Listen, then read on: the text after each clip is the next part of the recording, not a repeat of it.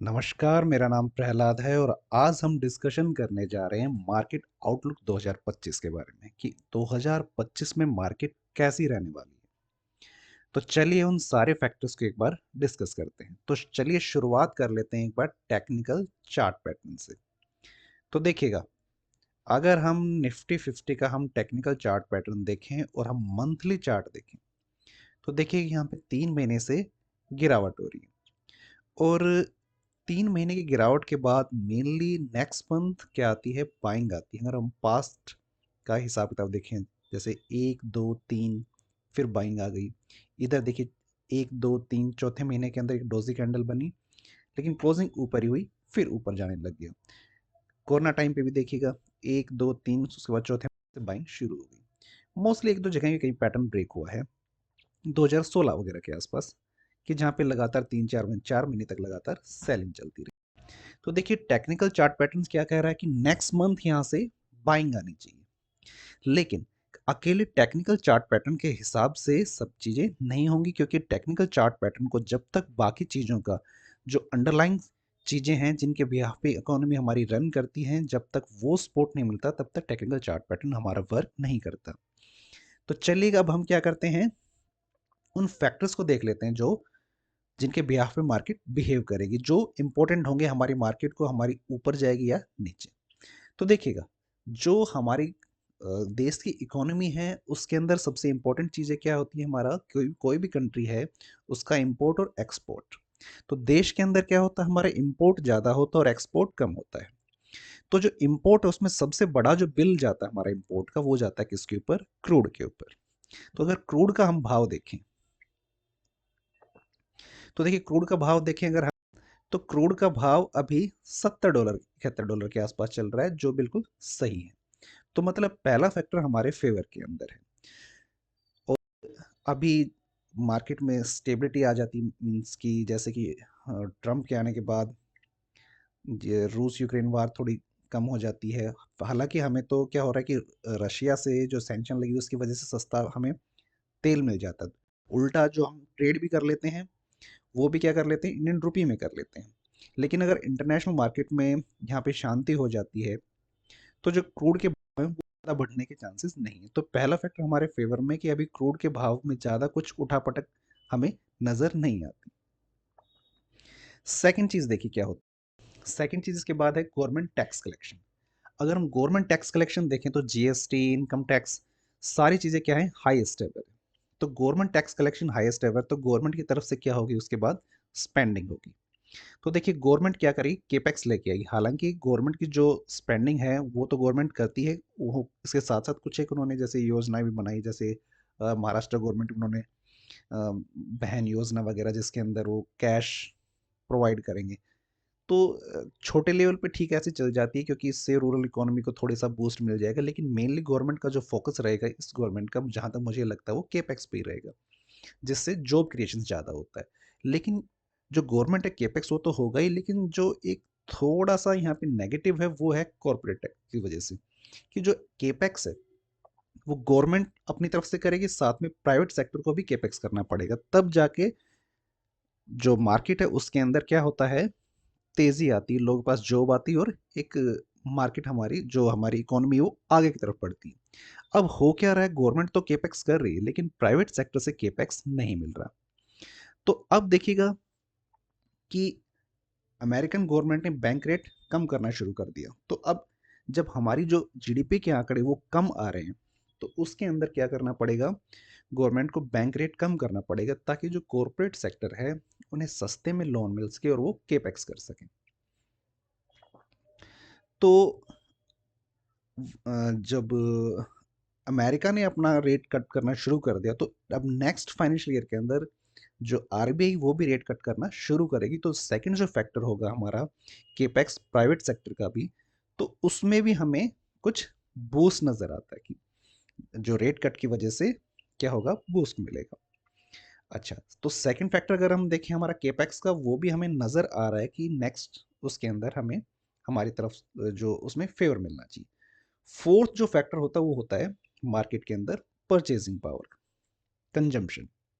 देखिए यहाँ थोड़ा सा क्या हो रहा है कि इंडिया के अंदर थोड़ी सी प्रॉब्लम आ रखी है। रीज़न क्या है कि जो लोगों की परचेजिंग पावर है वो उसमें थोड़ा सा इम्पैक्ट हुआ, क्योंकि टैक्स काफ़ी ज़्यादा हो गया है।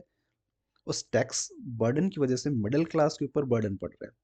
तो अगर इस बार जो हमारा बजट आएगा, उस बजट में अगर क्या मिल जाए, रेट कट मिल जाए टैक्स में, जो इनकम टैक्स उसमें थोड़ा एग्जम्पशन मिल जाए, जिसके काफ़ी चांसेस है। और मार्केट में आ रखा है कि न्यूज़ आती है कि 15 लाख तक कोई टैक्स नहीं लगेगा, तो वो तो मुझे लगता नहीं कि 15 लाख तक के टैक्स को टैक्स फ्री कर देंगे। लेकिन हाँ, जो थोड़ा सा नज़र आ रहा है हमें, क्योंकि इतना ज़्यादा अगर करने के बाद क्या होता है, गवर्नमेंट का जो फिजिकल डेफिसिट है वो बढ़ जाता है, क्योंकि उनके खर्चे तो सेम रहेंगे और आपने इनकम उसे घटा दिया। तो उसमें क्या होता है, गवर्नमेंट का जो कर्ज है वो बढ़ जाएगा और वो गवर्नमेंट चाहेगी नहीं। तो हाँ, इतना नज़र आता है कि आज क्या है, 7 लाख की इनकम, जो भी ये टैक्स में एग्जम्पशन मिलेगी ये भी न्यू टैक्स रिजिम के अंदर ही मिलेगी, क्योंकि गवर्नमेंट चाहती है अपनी जो टैक्स पॉलिसी से सिंप्लीफाइड किया जाए। उसके अंदर डिफरेंट डिफरेंट जो छूट दी जाती उसके बजाय सिंप्लीफाइड टैक्स रहे। तो न्यू टैक्स रिजिम में क्या है कि अगर आपकी 3 लाख तक कोई इनकम टैक्स नहीं लगता, और 3 लाख से 7 लाख तक आपकी इनकम है, 7 लाख के अंदर तो भी जीरो हो जाता है, लेकिन 7 लाख से ऊपर है तो 3 लाख से 7 लाख के बीच में 5% का टैक्स लगता है। तो यहां तक हो सकता है कि 5% वाली स्लैब है, इसे क्या कर दे, खत्म कर दे गवर्नमेंट, कि up to 7 lakh zero tax. तो इससे गवर्नमेंट के ऊपर ज़्यादा इम्पैक्ट नहीं पड़ेगा, 5% वाला आएगा, वो बाकी टैक्सेस ना मैनेज हो जाएगा। तो इससे क्या हो सकता है कि जो लोग हैं उनके हाथ में थोड़ी एक्स्ट्रा परचेजिंग पावर आए और मार्केट के अंदर थोड़ी डिमांड बढ़े।